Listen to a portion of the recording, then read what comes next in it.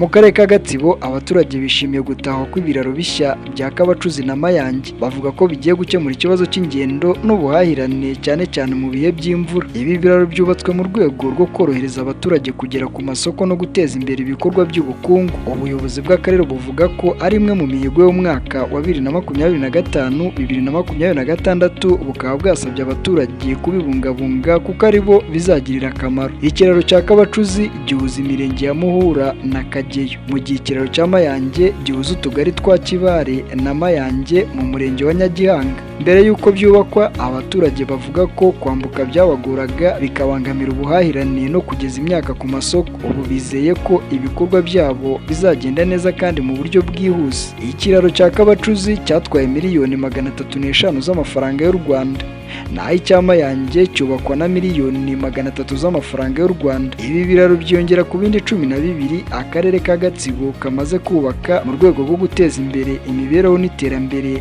ry'abaturage.